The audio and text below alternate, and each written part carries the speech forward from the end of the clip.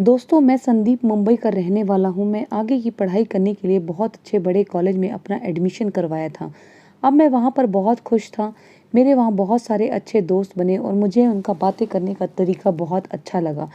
पहली बार बड़े कॉलेज में गया था तो यह सब अच्छा लगना ही था। खैर छोड़िए, आगे की स्टोरी बताता हूँ। हम पढ़ाई के साथ बहुत ही मज़े करते थे। तब मेरे कॉलेज में एक टीचर थी जिसका नाम था शीतल। वह मुझे बहुत ही वो लगती थी। जब मैंने पहली बार उनको देखा मैं तब से ही उनकी बातें, उनकी सुंदरता, उनकी हंसी को देखकर उनकी तरफ बहुत ज़्यादा आकर्षित हो गया। यूँ लगा लीजिए कि मैं थोड़ा थोड़ा पागल हो गया था। मेरी एक खासियत है, मुझे अपने से बड़ी उम्र की लड़कियां, खासकर शादीशुदा औरतें हमेशा से ही बहुत पसंद आई हैं और वह मुझे आकर्षित भी बहुत करती हैं। खैर, शीतल शादीशुदा तो नहीं थी, लेकिन वह हमारे कॉलेज से ही अपनी पढ़ाई पूरी करके कुछ साल पहले ही निकली थी और अब वह यहाँ हमें भी पढ़ाने लगी थी और उसका फिगर बहुत ही मस्त था। उसके 36 इंच के एकदम गोल मुलायम वो, 31 इंच की गोरी मटकनी कमर और 36 इंच के गोल मोटोल उभरे हुए वो और सुंदर चेहरा, उस पर गहरे लाल रंग के होठ। इसका मतलब वह बहुत ही बला की खूबसूरत औरत लगती थी। इसीलिए मैं उसके ऊपर दीवाना हो गया था और मैंने उसको जब से देखा था मैं उसी दिन से उसका दीवाना हो गया था। और वह भी बहुत ही हंसमुख थी और अच्छे स्वभाव की थी। मैंने सोचा कुछ करते हैं, मैं मन ही मन प्लान बनाने का विचार बनाया। कुछ दिन वहां पर रहने के बाद मेरी उससे अब धीरे धीरे बहुत हंसी मजाक भी होने लगी थी और मेरे आखिरी साल तक आने तक तो मेरी उनसे अब बहुत अच्छी बातचीत शुरू हो गई थी। और अब हम दोनों एक दूसरे के कभी कभार व्हाट्सएप पर चुटकुले भी भेज दिया करते थे। हमारे बीच यह सब कुछ ऐसे ही चल रहा था, लेकिन अभी तक वह बात नहीं हो पाई थी। सारी शिक्षा पूरी होने के बाद कॉलेज के ही कम ही दिन बचे थे और इस वजह से सभी टीचर्स को भी हमारे साथ साथ कॉलेज में कुछ ज़्यादा समय बिताने के लिए अब रुकना पड़ता था। वह हमें पढ़ाते और हम सभी मन लगाकर अपनी पढ़ाई करते थे। फिर एक दिन मैं भी अपने किसी काम से कॉलेज में रुक गया और मुझे वहाँ से अपने घर के लिए निकलते निकलते शाम के करीब 6 बज गए थे।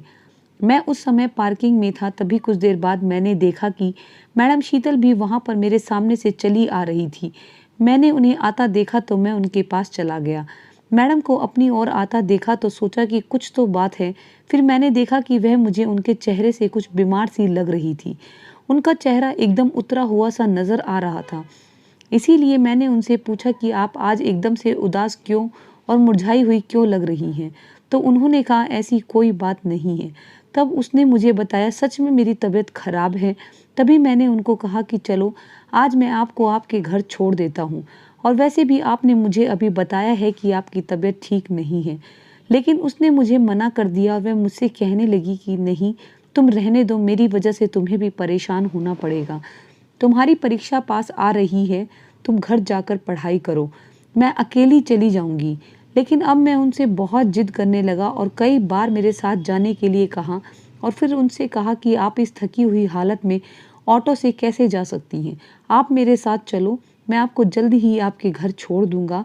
मेरा थोड़ा जिद करने पर वह अब मान गई और उन्होंने मुझसे कहा कि चलो ठीक है, तुम अगर मुझसे इतनी जिद करते हो तो मैं आज तुम्हारा कहा मान लेती हूँ। मुझे भी लगा आखिर हमारी मैडम है तो मुझे हेल्प करनी ही चाहिए। दोस्तों, इतना कहकर वह मेरे पीछे बाइक पर बैठ गई और हम दोनों बाइक से उनके घर की तरफ जाने लगे थे और अब वह मेरे पीठ से चिपक के बैठी थी, जिसकी वजह से मैं उनकी गोल रुई जैसे मुलायम शरीर को छूने पर अच्छा महसूस करने लगा था। मुझे अब बहुत मज़ा आ रहा था और मैं फिर पूरे रास्ते भर जानबूझकर बार बार ब्रेक लगाकर उन्हें अच्छे से महसूस किए जा रहा था और ब्रेक लगाने की वजह से अब वह मुझे एकदम सट कर बैठी हुई थी। उनकी बॉडी जब जब मेरे से सट रही थी तब तब मुझे करंट लग रहा था।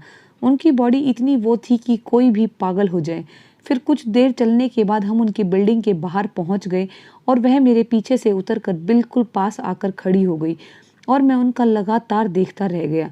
लेकिन दोस्तों, मेरा उनको बाइक से उतारने का बिल्कुल भी मन नहीं कर रहा था। मैं तो मन ही मन सोच रहा था कि मेरे साथ उनका यह सफ़र पूरी ज़िंदगी ऐसे ही चलता रहे और मैं उनके मज़े लेता रहूं।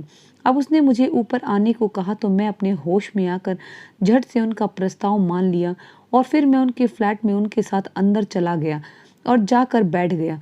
उन्होंने मुझे पानी लाकर पिला दिया। मैडम का हॉट लुक क्या लग रहा था। मैडम की स्माइल बहुत ही प्यारी थी। फिर मैंने मैडम को सोफे पर बैठा दिया और उनसे पूछा कि आप मुझे बताओ कि आपको क्या हुआ है।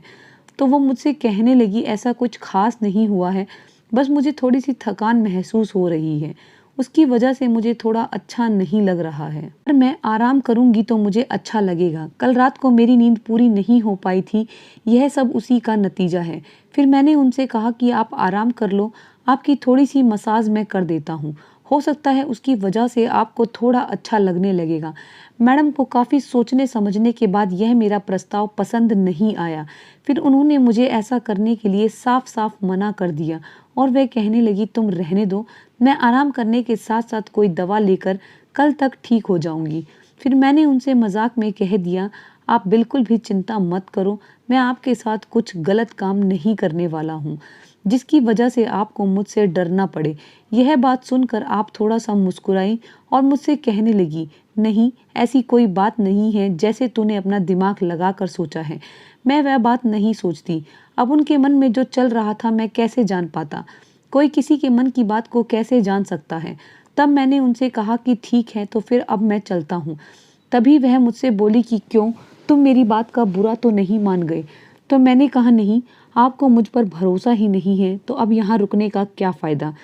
तो वह मेरी यह बात सुनकर तुरंत मेरे पास आकर बैठ गई और मुझसे बोली कि ऐसी बात नहीं है, मैं बस तुझे बिना किसी वजह के परेशान नहीं करना चाहती। फिर मैंने कहा कि अपनों की मदद करने में कैसी परेशानी, शायद आप मुझे अपना ही नहीं समझती, इसीलिए आपने मुझे यह सब कहा है। तभी वह एकदम से मेरा हाथ पकड़कर मुझे अपने कमरे में अंदर ले गई और फिर मैं वहाँ रुक गया। और फिर मेरे सामने तुरंत अपने बेड पर मैडम उल्टी लेटते हुए मुझसे कहने लगी कि तुम मेरी कमर को थोड़ा ज़ोर से दबाना, बाकी मेरे कंधों में इतना ज़्यादा दर्द नहीं है, इसीलिए वहाँ तो तुम अगर धीरे धीरे भी दबा दोगे तो चलेगा। फिर मैं धीरे धीरे दबाना स्टार्ट किया। तभी मैडम ने बोला कि थोड़ा वो की भी मालिश कर दो। मैं धीरे से उनकी वो की मालिश शुरू कर दी और फिर मैं जैसे ही अपना हाथ रख कर उनकी मालिश करनी शुरू की, मैडम की मुंह से आह निकल गई और मैडम ने मेरे हाथ को कस कर दबा दिया। मैंने मैडम की वो की धीरे धीरे मालिश करते हुए अपना काम अब शुरू कर दिया था। मैडम खुद को रोक ना सकी और फिर वह मेरे को बिना कुछ सोचे समझे अपने पास खींचती चली गई। जैसे ही मैंने झटका दिया तो मैडम की आंखें फटी की फटी रह गई और पूरा बेड खून से लाल हो गया।